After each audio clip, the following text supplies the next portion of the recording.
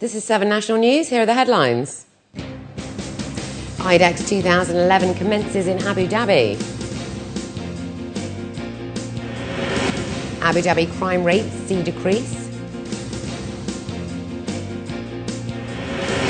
And a rise in school fees under review.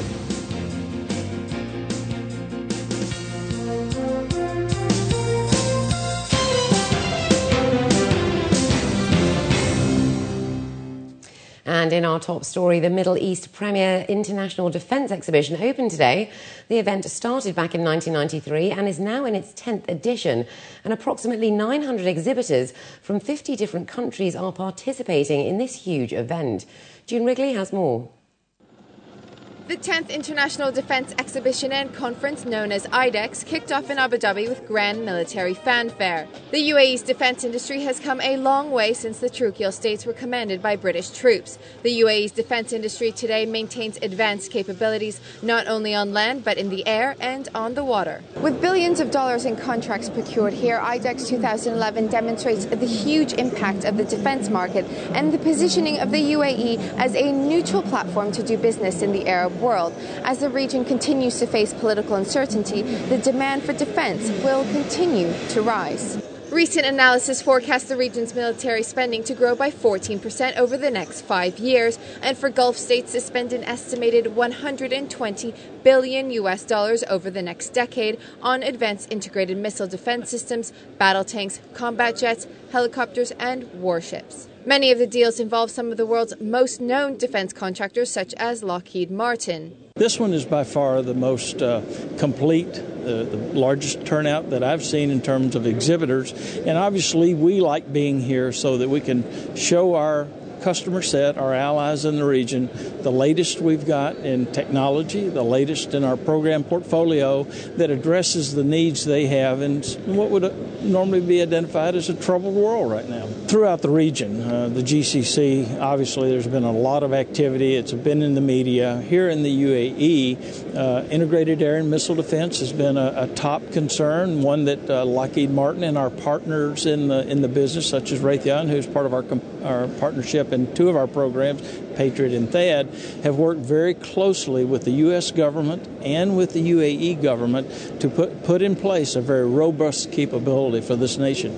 The last IDEX produced a record of $5 billion in arms deals with big-ticket contracts, but this year's edition is expected to top that. June Wrigley, 7 National News.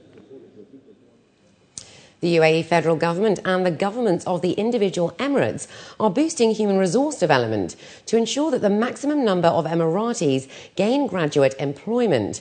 Due to this drive, universities across the country have seen an increase in the amount of corporate-sponsored students in higher education. Apart from funding Emiratis for recruitment and retention in the workplace, foreign government organisations and companies are also funding students from federal universities to strengthen cultural ties with the UAE. And over in the capital, the number of crimes and other reports declined by 28% last year compared to that in 2009.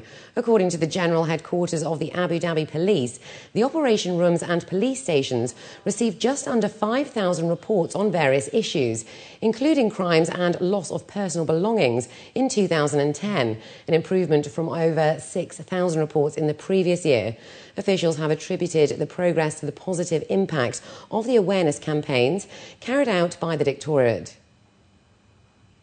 29 schools in Dubai have inquired into raising their fees this year, according to the Knowledge and Human Development Authority.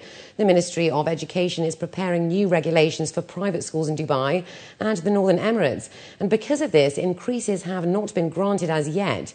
These will replace the 2008 regulations that allowed schools to increase fees 30% over 3 years. According to Ali Mehad Al-Suwaidi, the Ministry of the Education's acting Director General, requests for fee increases are currently under review.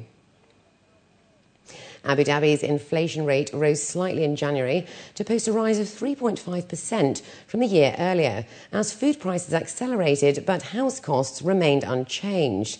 According to data from the Abu Dhabi Statistics Centre, inflation in the emirate had been edging higher over the past year, peaking at 4.1% in October and November. Price growth was at 3.5% year-on-year in January, up from 3.3% in the previous month. Record high global food prices are one of the main factors seen fueling inflation this year in the Gulf, which imports up to 90% of its food. Engineering professionals and students gathered today at the 6th Gulf Engineering Conference, held for the first time in the UAE.